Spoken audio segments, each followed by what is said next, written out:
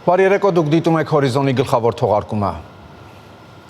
Վարչապետ Նիկոլ Փաշինյանը Պրահայում ընթացող Գլոբսեգ 2025 ֆորումի շրջանակում մասնակցել է օգտագործելով պահը հարևանների հետ երկարատև գործընկերություն կերտելու համար պանելային քննարկմանը։ Վարչապետը պատասխանելով քննարկման մոդերատորի Եվրամիությանն անդամակցության մասին հարցին հիշեցրել է, որ Հայաստանում ընդունվել է օրենք Եվրամիությանն անդամակցելու գործընթացի մեկնարկի մասին։ Երկրի ղեկավարը նշել է, որ այժմ Հայաստանը սերտ համագործակցություն ունի Եվրամիության հետ։ Բայց մյուս կողմից մենք խնդիր չունենք խզելու մեր հարաբերությունները Ռուսաստանի հետ, քանի որ վարում ենք բալանսավորված եւ բալանսավորման արտաքին քաղաքականություն եւ դա մեր ռազմավարությունն է, ասել է վարչապետը։ Նիկոլ Փաշինյանը նաեւ նշել է, որ Հայաստանի նպատակն է տարածաշրջանային երկրների հետ միասին կայուն եւ երկարատև խաղաղություն հաստատել մեր տարածաշրջանում։ Վարչապետը հիշեցրել է, որ Ադրբեջանի հետ դրական արդյունքներով ավարտվել է խաղաղության համաձայնագրի շուրջ բանակցությունները։ Այսինքն այդ նախագիծը համաձայնեցվել է երկկողմանիորեն եւ հիմա ժամանակն է ստորագրել խաղաղության համաձայնագիրը։ Այժմ մենք խորհրդակցությունների գործընթացում ենք Ադրբեջանի հետ այդ կետին հասնելու եւ խաղաղության համաձայնագիր ստորագրելու համար, ասել է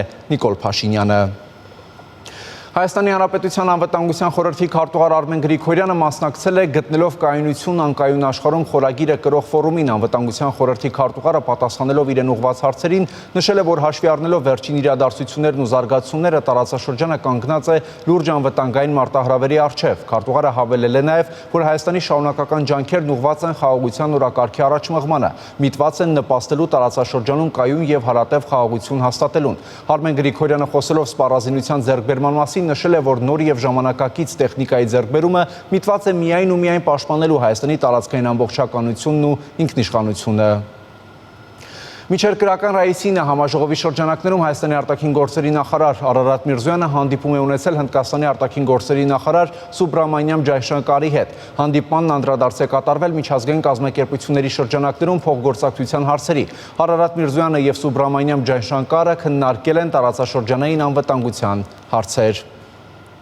Հայաստանի ազգային ժողովի նախագահ Ալեն Սիմոնյանը ընդունել է Հայաստանում Քուվեյթի նորանշանակ արտակարգ եւ լիազոր դեսպանին։ Հանդիպան ընթացքում զրուցակիցներն անդրադարձել են երկկողմ հետաքրքրության թեմաների, տարածաշրջանային կայունությանը վերաբերող հարցերին ու Ադրբեջանում գտնվող գերիների, ապօրինի պահվող եւ անհետ կորած համարվող անձանց խնդրին։ Իսրայելը հարվածներ է հասցրել Իրանին, սպանվել են բարձրաստիճան զինվորականներ։ Իսրայելի վարչապետ Բենյամին Նեթանյահուն հայտարարել է, որ գործողությունը կշարունակվի այնքան, որքան անհրաժեշտ է։ Իրանի գերագույն հոգևոր առաջնորդն էլ իր հերթին հայտարարել է, որ գործողության ազատության է տալիս զինված ուժերին Իսրայելի հարվածներին արձագանքելու համար։ Երկրում արդեն բարձրացվել է վրեժխնդրության կարմիր դրոշը։ Աշխարհի մի շարք երկրներ եւ միջազգային կազմակերպություններ իրենց մտահոգություններն են հայտնել իրավիճակի հետ կապված։ Թեմային առավել մանրամասն կանդրադառնանք մեր թողարկման երկրորդ հատվածում։ Հայաստանի արտաքին գործերի նախարարությունը դատապարտել է Իրանի դեմ Իսրայելի հարձակումը։ Իրանի դեմ միակողմանի հարձակումը խորապես մտահոգիչ է, տեղի ունենալով բանակցությունների հաջորդ փուլից առաջ այն վտանգում է խաղաղությանն ուղղված ջանքերը, ինչպես նաև տարածաշրջանային կայունությունն ու համաշխարհային խաղաղությունը։ Դատապարտում ենք նման գործողությունները եւ կոչ անում անհապաղ դադարեցնել ռազմական գործողությունները ու պահպանել միջազգային իրավունքը, ասվում է արտաքին գերատեսչության հայտարարության մեջ։ Թեհրանին իսրայելական ավիահարվածների հետևանքով Հայաստանում չեղարկել եւ հետաձգվել են մի շարք չվերթներ։ Զվարթնոց միջազգային օդանավակայանից հայտնել են, որ չեղարկվել են Դուբայ-Երևան եւ Երևան-Դուբայ, Թեհրան-Երևան եւ Երևան-Թեհրան, ինչպես նաեւ Թել-Ավիվ-Երևան չվերթները։ Իրանի, Իրաքի եւ Իսրայելի օդային տարածքում սահմանված սահմանափակումների պատճառով այսօր առավոտյան Բաքվում վայրեջք է կատարել Ռուսաստանից եւ ԱՊՀ մյուս երկրներից Արաբական Միացյալ Էմիրատներ մեկնող ավելի քան 10 ինքնաթիռ։ Այս չվերթների ուղևորների թվում կան հայկական ծագում եւ հայկական ազգանուն ունեցող քաղաքացիներ։ Ռուսաստանի հայերի միության ղեկավարը դիմել է Ռուսաստանի արտաքին գործերի նախարարությանը խնդրելով անել ամեն ինչ ապահովելու համար Իրանում տեղի ունեցած իրադարձությունների կապակցությամբ Բաքվում արտակարգ վայրեջք կատարած ինքնաթիռներում հայտնված հայերի անվտանգությունը։ Իր հերթին ազգային անվտանգության ծառայությունը տեղեկացնում է, որ Իրանի եւ հարակից որոշ երկրների օդային տարածքների փակմամբ պայմանավորված մի շարք միջազգային ավիաթռիչքներ հարկադրված վայրեջքներ են կատարել Զվարթնոց միջազգային օդանավակայանում եւ տարածաշրջանի այլ երկրների օդանավակայաններում։ Այս հանգամանքի բերումով Հայաստանի քաղաքացիներ եւ ազգությամբ հայեր հայտնվել են Ադրբեջանի մայրաքաղաք Բաքվի օդանավակայանում, միևնույն ժամանակ նույն իրավիճակով պայմանավորված ադրբեջանի քաղաքացիներ հայտնվել են Զվարթնոց օդանավակայանում։ Հայտնում ենք, որ ստեղծված իրավիճակով պայմանավորված Հայաստանի Հանրապետության պետական կառույցներն իրականացնում են հետևողական աշխատանք, նշված է հաղորդագրության մեջ։ Նկատի ունենալով ստեղծված իրավիճակը, Իրանում Հայաստանի դեսպանությունը հորդորում է Իրանի տարածքում գտնվող Հայաստանի քաղաքացիներին պահպանել զգոնություն, հետևել պաշտոնական ցուցումներին եւ արտակարգ իրավիճակների դեպքում կապ հաստատել դեսպանության հետ։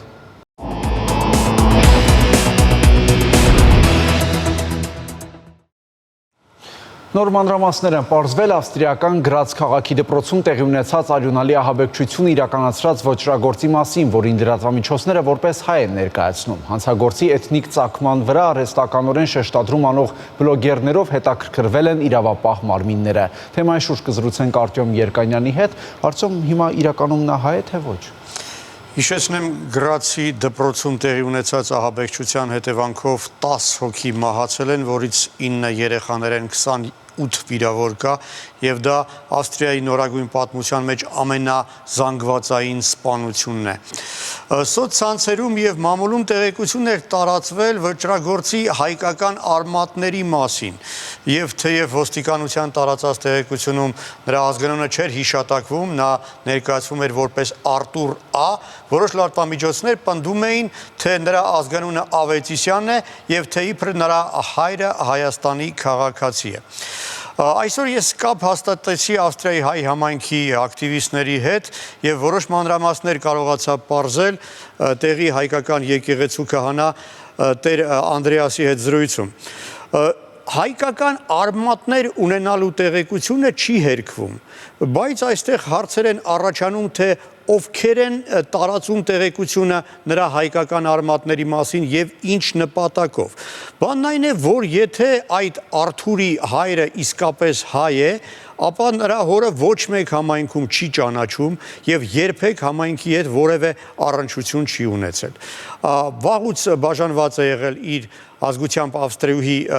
տիկնոջից եւ չի մասնակցել որդու դաստիարակությանը եւ ոնց հասկանում եմ շատ վաղուց անգամ որդուն չի տեսել։ Չնայած դրան ինչ որ ուժեր հատուկ նպատակաուղված տեղեկություն են տարածում ոչ միայն այդ Արթուրի հայկական ծագման մասին, այլ նաև պնդում են, թե իբր նրա ազգանունը Ավետիսյան է։ Մի բան, ինչը Տեր Անդրեասը հերքում է։ Պարզվում է այդ ոճրագործի ազգանունը ոչ թե Ավետիսյանն է, այլ Ախլայտեր, այսինքն մոր ազգանունն է կրել եւ հարցեր են առաջանում, թե ովքեր են այս ապատտեղեկատվության ետևում կանգնած, անգամ նույն կարող ենք ենթադրել, որ հոր ազգանունը իսկապես Ավետիսյան է եղել, բայց թե ինչ նպատակով են ոճրագործին որպես Ավետիսյան ներկայացնում, այն դեպքում, երբ նա երբեք այդ ազգանունը չի կրել։ Կարող ենք միայն կռահել, թե ովքեր կարող են այս ամենի ետևում կանգնած լինել, եթե գիտենք, որ Ավստրիայում բազմաթիվ էթնիկ թուրքեր կան եւ բավական ազդեցիկ է այդ թուրքական համայնքը եւ կապեր է պահպանում եւ Անկարայի եւ Բաքվի հետ։ Անգամ սոցցանցերում համացանցում կեղծ էջ է տարածվում, լուսանկար ֆեյսբուքյան կեղծ էջի, որում հանցագործը պատկերված է որպես Արթուր Ավետիսյան։ Ավստրիական Pulse 24 հեռուստաընկերությունը հատուկ տեսանյութ է հեռարձակել, որում հերքում է եւ ապացուցում է, որ այդ լուսանկարը կեղծ է եւ որ այդ ոճրագործի իրական ազգանունը Ավետիսյան չի եւ երբեք այդ ազգանունը նա չի կրել։ Եվ այժմ կարծում եմ իրավապահները պետք է պարզեն, թե ովքեր են այդ կեղծիկի ետևում կանգնած, ովքեր են հովանավորում այդ կեղծիկը տարածողներին եւ ինչ նպատակ են հետապնդում։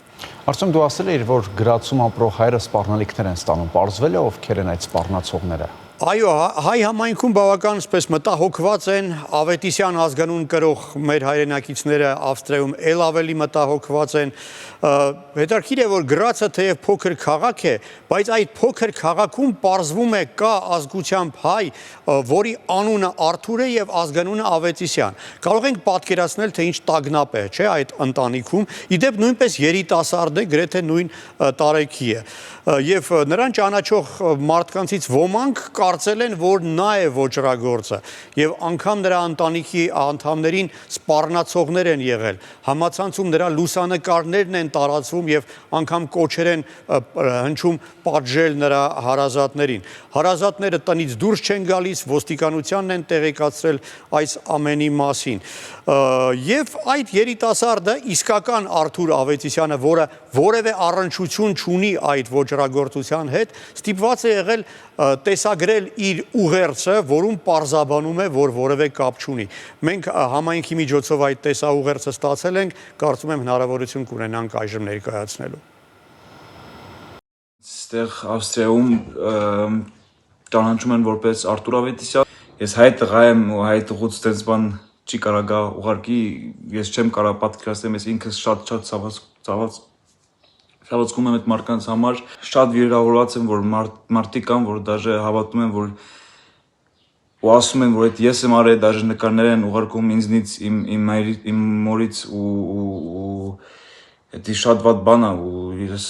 ինքս ուղղակի չեմ կարող պատկերացնել, որ տենց բան ուղղակի մի հատ մարդ կարող է անել։ Հիմա սա հավատում են ու մտածում են դա Արտուր Ավետիսյանն է, դա իմ համար ոչ ես չեմ կարող ուղղակի ինձ բացատրեմ, թե ես խոսքերս չեմ գտել մինչև հիմա, դա չի ես շուտվանից արդեն այսպես վիդեո ձեզ կղրգեի ու նայեի, որ սաղը իմանայի, որ տենց բան ինձնից չի կարող գա։ Շնորհակալ եմ։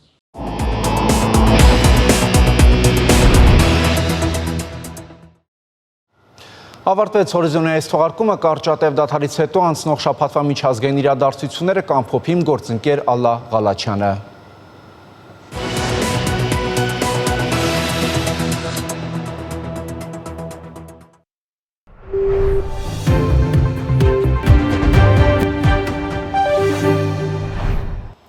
Բարև ձեզ, հորիզոնի այս հատվածում կամփոփենք շաբաթվա ընթացքում աշխարհում տեղի ունեցած միջազգային կարևոր իրադարձությունները։ Այս գիշեր Իսրայելը հարվածներ է հասցրել Իրանին։ Գրեթե ամբողջ գիշերվա ընթացքում Իսրայելը մի շարք ծանր օդային հարվածներ է հասցրել Իրանի միջուկային եւ ռազմական օբյեկտներին։ Իսրայելական կողմը հաղորդել է, որ Իրանի ներսում մի շարք դիվերսիոն գործողություններ են իրականացվել միջուկային հիմնարկները պաշտպանող ՀՕՊ համակարգի դեմ, ինչը թույլ կտա Իսրայելին մոտակա մի քանի օրվա ընթացքում անպատժելիորեն հարվածել տարբեր իրանական թիրախներին։ Իդեպ օդային հարվածների թիրախներից մեկը եղել է իրանական Նատանց միջուկային օբյեկտը, որտեղ ըստ պաշտոնական իսրայելական կողմի ընթանում է ուրանի հարստացումը միջուկային զենքի համար։ Իսրայելի վարչապետ Բենյամին Նեթանյահուն հայտարարել է արթնացող այրուց գործողության մեկնարկի մասին, որն ուղղված է իրանական միջուկային ծրագրի դեմ։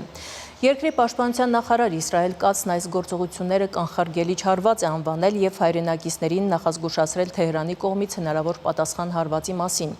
Իսրայելում հայտարարվել է արտակարգ դրություն։ Թեհրանին իսրայելական հարվածների հետևանքով առնվազն 50 մարդ է տուժել, որից 35-ը կանայք եւ երեխաներ են, հաղորդում է Իրանի պետական հեռուստատեսությունը։ Իսրայելական հարձակման հետևանքով զոհվել է երկրի զինված ուժերի գլխավոր շտաբի պետ գեներալ-մայոր Մոհամմադ Բաղերին, հաղորդում են իրանական Մեհր եւ Իրնա գործակալությունները։ Իրանի գերագույն առաջնորդը Հաբիբոլլահ Սայարիին նշանակել է Իրանի զինված ուժերի գլխավոր շտաբի պետի ժամանակավոր պաշտոնակատար, իսկ Ահմադ Վահիդիին նշանակվել է Իսլամական հեղափոխության պահապանների կորպուսի հրամանատար։ Իրանի կառավարությունը կոշտ պատասխան կտա իր տարածքում Իսրայելի իրականացրած հարվածներին, որոնց հետևանքով զոհվել են խաղաղ բնակիչներ, այդ թվում գիտնականներ եւ զինվորականներ։ Այս մասին ասվում է Իրանի կառավարության հայտարարության մեջ, հաղորդում է Թասնիմ գործակալությունը։ Այսօր մենք բոլորս Իրանի ժողովուրդը, կառավարությունը եւ ղեկավարությունը կարող ենք բարձրաձայն եւ վճռականորեն հայտարարել, որ սիոնիստները ահաբեկիչներ են եւ ագրեսորներ։ Մենք ունենք բոլոր իրավունքները պատասխանելու եւ կանենք դա։ Առանց որևէ ներքին տարաձայնության մենք կոշտ պատասխան կտանք այդ ահաբեկչության ռեժիմին, ասվում է հայտարարության մեջ։ Երեկ մինչ Իսրայելի կողմից Իրանին հարված հասցնել ատոմային միջազգային գործակալության կառավարիչների խորհուրդը հաստատել էր Իրանի գործողությունները դատապարտող բանաձև։ Փաստաթղթում նշված է, որ Թեհրանը չի կատարում միջուկային էներգետիկայի ասպարեզում ստանձնած պարտավորությունը։ Ամերիկայի Միացյալ Նահանգների, Ֆրանսիայի, Գերմանիայի եւ Մեծ Բրիտանիայի նախաձեռնությամբ ընդունված բանաձևի հեղինակները մասնավորապես կոչ են անում Թեհրանին անհապաղ բացատրություններով հանդես գալ Իրանում գտնվող մի շարք օբյեկտներում ուրանի հետքերի հայտնաբերման առիթով։ Associated Press գործակալության փոխանցմամբ փաստաթղթի օգտին քվեարկել են ատոմային էներգիայի միջազգային գործակալության կառավարիչների խորհրդի անդամ պետություններից 19։ Բանաձևի ընդունմանը դեմ են արտահայտվել Ռուսաստանը, Չինաստանը եւ Բուրկինա Ֆասոն։ Եվս 11 երկիր ձեռնպահ է քվեարկել, նշում են արևմտյան աղբյուրները։ Իրանի վրա իսրայելական հարձակումից հետո Ամերիկայի Միացյալ Նահանգների նախագահը առաջին գրառումն է կատարել, որում ասված է. Մենք նախկինի պես հավատարիմ ենք իրանական միջուկային խնդրի դիվանագիտական լուծմանը։ Իմ ամբողջ վարչակազմը ցուցումներ է ստացել Իրանի հետ բանակցություններ վարելու մասին։ Իրանը կարող է լինել մեծ երկիր, սակայն նախապես պետք է հրաժարվի միջուկային զենք ստանալու հույսերից։ Իրանի եւ Ամերիկայի Միացյալ Նահանգների ներկայացուցիչների միջև միջուկային տարաձայնությունների շուրջ ընթացող բանակցությունների 6-րդ փուլը կայանալու էր այս կիրակի հունիսի 15-ին Օմանի մայրաքաղաք Մասկատում։ ԱՄՆ նախագահ Դոնալդ Թրամփը հայտարարել էր, որ ավելի ու ավելի քիչ է վստահ այն բանում, թե Վաշինգտոնին կհաջողվի Իրանի հետ միջուկային համաձայնագիր կնքել։ Իր հերթին Իրանի պաշտպանության նախարար Ազիզ Նասիրզադեն հայտարարել էր, որ եթե միջուկային բանակցությունները տապալվեն եւ ԱՄՆ-ի հետ հակամարտություն սկսվի, Իրանը կհարվածի տարածաշրջանում գտնվող ամերիկյան բազաներին։ Երեկ ԱՄՆ հայտարարեց, որ պատրաստվում է տարհանել իր Իրաքի դեսպանատունը տարածաշրջանում անվտանգության բարձրացված ռիսկերի պատճառով։ Հաշվի առնելով տարածաշրջանային աջող սպառնալիքները, Իրանը փոփոխություն է կատարել 2025 թվականի զորավարժությունների պլանում եւ լայնածավալ զորավարժություններ է սկսել երկրի ողջ տարածքում։ Զորավարժությունների նպատակն է մեծացնել Իրանի պաշտպանական հզորությունը, օպերատիվ պատրաստության մակարդակն ու զսպման կարողությունները, հայտարարել է Մեհեր գործակալությունը։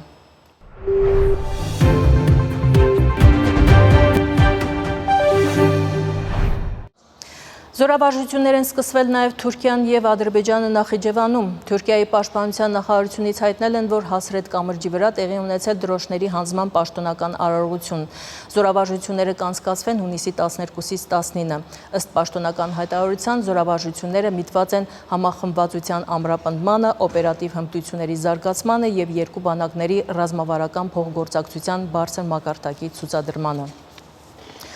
Անսահման եղբայրություն 4-րդ անվանումով զորավարժություններ Ադրբեջանում կանցկացվեն նաև սեպտեմբերին Ադրբեջանի, Թուրքիայի, Ուզբեկստանի, Ղազախստանի եւ Պակիստանի զինված ուժերի մասնակցությամբ։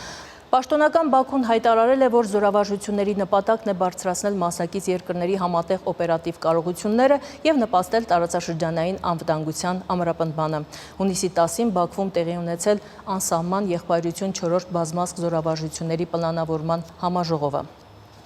Ադրբեջանն ու Կանադան առաջին անգամ քաղաքական խորհրդակցություններ են անցկացրել։ Նիստը կայացել է Բաքվում երկու երկրների բարձրաստիճան դիվանագետների մասնակցությամբ։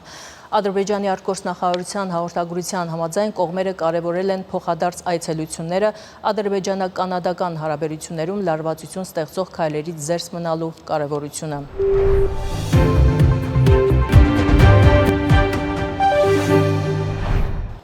Այս շաբաթ դարձյալ ուշադրության կենտրոնում շարունակում է մնալ ռուս-ուկրաինական հակամարտությունը։ Բանակցությունների, Կիևի կողմից դրանք խափանելու փորձերի եւ Ռուսաստանի ու ԱՄՆ-ի միջև հարաբերությունների մասին այս շաբաթ Ռուսաստանի նախագահի օգնական Կիևի հետ բանակցություններում ռուսական պատվիրակության ղեկավար Մեդինսկին հարցազրույց է տվել Ռիկ Սանչեսին, Սանչեսի էֆեկտը հաղորդման շրջանակներում։ Ըստ Սանչեսի կան բազմաթիվ կարծիքներ, որ Ռուսաստանը լուրջ չի վերաբերվում խաղաղության կարգավորման շուրջ ընթացող բանակցություններին։ Հարցին, թե արդյոք Ռուսաստանը ձգտում է վարել բարեխիղճ բանակցություններ խաղաղության հասնելու համար, Մեդինսկին ընդգծելով, որ առաջին անգամ է հրապարակայնորեն հայտարարում, նշել է, որ եթե Ուկրաինան խաղաղություն ցանկանար, ապա այն կկնքվեր առաջին բանակցությունների ընթացքում 2022 թվականի փետրվարի 28-ին, քանի որ այդ ժամանակ իրենց առաջարկած պայմաններն ավելի մեղմ էին։ Եթե հակամարտությունը դադարեցվի ճակատային գծի երկայնքով եւ իրական խաղաղություն ձեռք չբերվի, ուղղակի ինչ-որ զինադադար կնքվի, գիտեք, վիճելի տարածաշրջան կար Հայաստանի եւ Ադրբեջանի միջև Ղարաբաղը, ապա այս տարածաշրջանը կվերածվի հսկայական Ղարաբաղի։ Մենք չենք ցանկանում, որ առիթ ստեղծվի հսկա Ղարաբաղ, որը չի ճանաչում որևէ մեկը, որի պատճառով կարող է միջուկային պատերազմ սկսվել։ Ուստի մենք ցանկանում ենք կանգնել, լիակատար խաղաղություն կնքել եւ ճանաչել նոր տարածքները։ Ըստ Մեդինսկու, եթե Ուկրաինայում հակամարտությունը կանգնեցվի առանց իրական խաղաղության համաձայնության, ապա այդ տարածաշրջանը կվերածվի հսկայական Ղարաբաղի, որն Ուկրաինան որոշ ժամանակ անց կփորձի հետ գրավել ՆԱՏՕ-ի իր դաշնակիցների հետ, ինչը կհանգեցնի միջուկային պատերազմի։ Ադրբեջանի արտգործնախարարությունից արձագանքել են Մեդինսկու հայտարարությանը, նշելով, որ այն խեղաթյուրում է իրականությունը։ Ադրբեջանի արտգործնախարարությունից հիշեցրել են, որ Ռուսաստանը ճանաչել է եւ շարունակում է ճանաչել Լեռնային Ղարաբաղը որպես Ադրբեջանի մաս։ Ավելի ուշ Ռուսաստանի արտգործնախարարության պաշտոնական ներկայացուցիչ Մարիա Զախարովան, արձագանքելով Ադրբեջանի արտգործնախարարության հայտարարությանը, հայտարարել է, որ Ռուսաստանը Ղարաբաղը պաշտոնապես ճանաչում է որպես Ադրբեջանի տարածք։ Մեդինսկին իր խոսքում Լեռնային Ղարաբաղն անվանել է վիճելի տարածք Հայաստանի եւ Ադրբեջանի միջև։ Նրա խոսքով Ռուսաստանը ցանկանում է լիարժեք խաղաղություն կնքել նոր տարածքների ճանաչմամբ, ասել է Զախարովան։ Ալլա Ղալաչյան, Հորիզոն։ ՆԱՏՕ-ն Հարավային Կովկասի անվտանգության տեսակետից որևէ լավ բանի չի հանգեցնի։ Այս մասին ճեպազրույցի ժամանակ ասել է Ռուսաստանի Դաշնության արտգործնախարարության պաշտոնական ներկայացուցիչ Մարիա Զախարովան, մեկնաբանելով Ադրբեջան-ՆԱՏՕ սերտ համագործակցությունը։ Ընդհակառակը արևմտականների հիմնական նպատակն է խարխլել իրավիճակը տարածաշրջանում, ստեղծել լարվածության նոր օջախներ։ Հուսով ենք եւ Բաքվում եւ Երևանում հավասարապես հասկանում են այս հարցում մեր հիմնավորված մտահոգությունը եւ լիարժեք գիտակցում ագրեսիվ ռազմական դաշինքների հետ համագործակցության խորացման ռիսկերը։ ՆԱՏՕ-ի գլխավոր քարտուղար Մարկ Ռյուտեն էլ իր հերթին հայտարարել է, որ դաշինքը մտադիր է առաջիկա 3-ից 5 տարում նախապատրաստվել Ռուսաստանի հետ հնարավոր հակամարտությանը։ Այս մասին նա ասել է ելույթ ունենալով Մեծ Բրիտանիայում կայացած համաժողովում։ Նրա խոսքով Ռուսաստանի տնտեսությունն արդեն 100%-ով գտնվում է պատերազմական ռելսերի վրա։ Այդ կապակցությամբ նա ՆԱՏՕ-ի երկրներին կոչ է արել արագացնել եվրոպական տնտեսության ռազմականացումը 5 անգամ ավելացնելով հակաօդային պաշտպանության համակարգերի, տանկերի, հարվածային համակարգերի, անօդաչու թռչող սարքերի արտադրությունը եւ ստեղծել զինամթերքի զգալի պաշարներ։ Պատասխանելով ժամկետների մասին հարցին Ռյուտեն բացատրել է, որ հնարավոր սպառնալիքի մասին տվյալները գալիս են դաշինքի ռազմական վերլուծաբաններից։ Մասնավորապես նա անդրադարձել է Գերմանիայի զինված ուժերի գլխավոր շտաբի պետի հայտարարությանը, թե Ռուսաստանը կարող է պատրաստ լինել ՆԱՏՕ-ի վրա հարձակմանը 2029 թվականին, այսինքն 4 տարի հետո։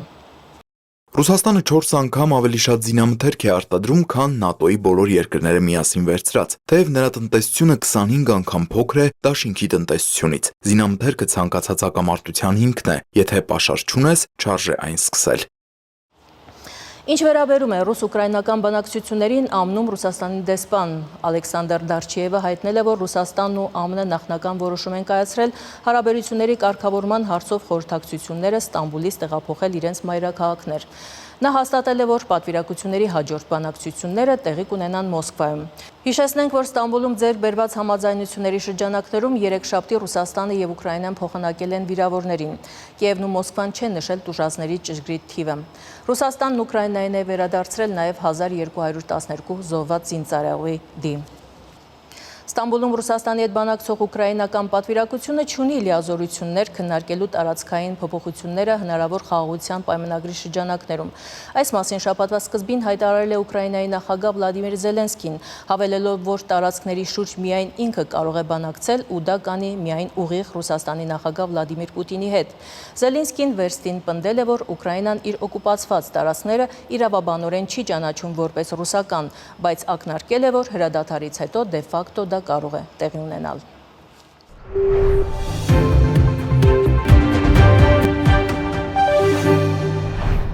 Դրական են եղել այս շաբաթ Լոնդոնում կայացած ԱՄՆ-Չինաստան բանակցությունները։ Ամերիկայի Միացյալ Նահանգների եւ Չինաստանի բարձրաստիճան պաշտոնյաները առևտրային բանակցություններում համաձայնության եկան։ Նոր առևտրային համաձայնագրի շրջանակներում Չինաստանը Միացյալ Նահանգներին կմատակարարի հազվագյուտ մետաղներ, հայտարարել է Սպիտակ տան ղեկավար Դոնալդ Թրամփը։ Ըստ ապագա համաձայնագրի Պեկինը պարտավորվել է կանխավճարով լիարժեք մատակարարել բնական պաշարները։ Միացյալ Նահանգները կրկին թույլ կտա չինացի ուսանողներին սովորել ամերիկյան ուսումնական հաստատություններում։ Չինաստանի հետ համաձայնությունը ձեռք է բերվել, մնում է միայն վերջնական համաձայնությունը իմ ու Սիի հետ։ Հարաբերությունները հիանալի են։ Համաձայնության շրջանակներում չինական ապրանքների համար ամերիկյան մաքսատուրքերը կնվազեն մինչև 55%-ի, իսկ Չինաստանը իր մաքսատուրքերը կդարձնի 10%։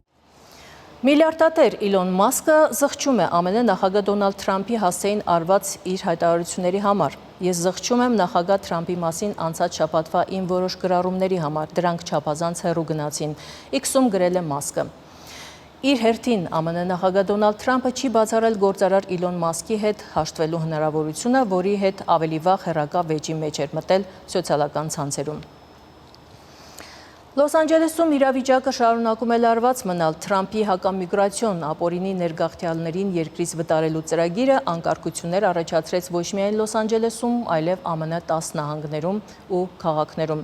Իրավապահների գործողությունների դեմ դեռ անցյալ շաբաթ սկսված ցույցերը մասսայական բնույթ կրեցին։ Ցուցարարների ու ոստիկանների բախումների ժամանակ ոստիկանները կիրառեցին արցունքաբեր գազ եւ լուսաձայնային նռնակներ։ ԱՄՆ դաշնային կառավարությունը Լոս Անջելեսում տեղակայեց ազգային գվարդիայի զորքեր անօրինական ներգաղթյալներին հայտնաբերելու համար։ Բացի այդ, Լոս Անջելես ուղարկվեց նաև 700 ծովային հետևակ։ Այս ֆոնին հակասություններ առաջացան Կալիֆոռնիայի նահանգապետի ու դաշնային իշխանության միջև։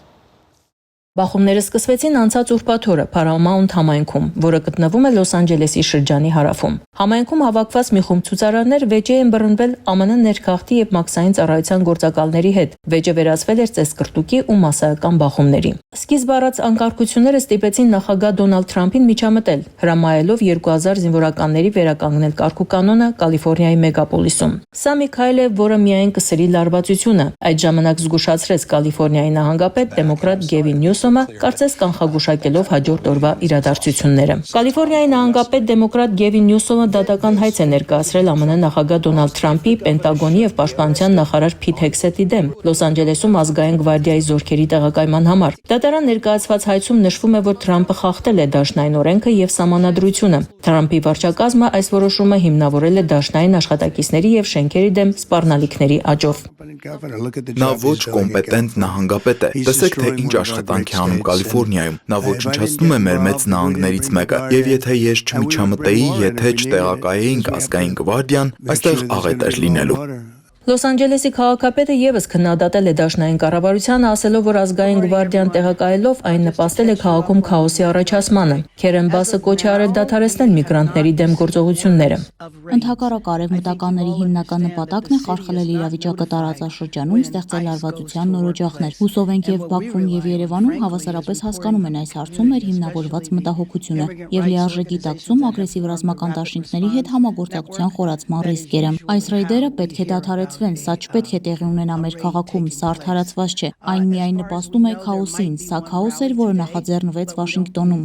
Սրանք Լոս Անջելեսում առաջին ցույցերը չեն։ Քաղաքը առաջիններից մեկն էր, որ դուրս եկավ փողոց, երբ Թրամփը վերադարձավ Սպիտակ տուն իր հակամիգրացիոն օրակարգով։ Հայտնում է BBC-ի թղթակիցը։ Լոս Անջելեսի քաղաքապետ Քերեն Բասը չորեքշաբթի քաղաքում պարետային ժամ սահմանեց կենտրոնում շարունակվող բողոքի ցույցերի պատճառով։ Իր հայտարարության տեքստում քաղաքապետը ընդգծել էր, որ արտակարգ դրություն եւ պարետային ժամ է սահմանել վանդալիզմին ու թալանին վերջ դնելու համար։ Ռեժիմը կգործի քաղաքի 2.5 քառակուսի կիլոմետր տարածքի վրա։ Ալլա Ղալաչյան, Հորիզոն։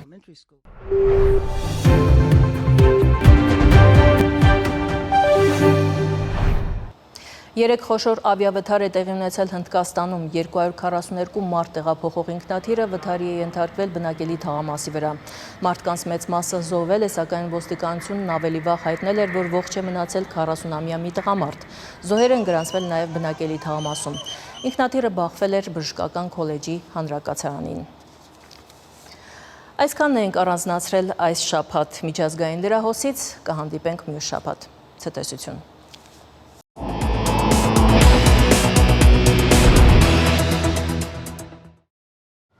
Շարունակում ենք թողարկումը։ Հայաստանում արդեն պաշտոնապես ներկայացված են չինական էլեկտրոմոբիլները։ Մանրամասները դիտեք մեր հաջորդ ռեպորտաժում։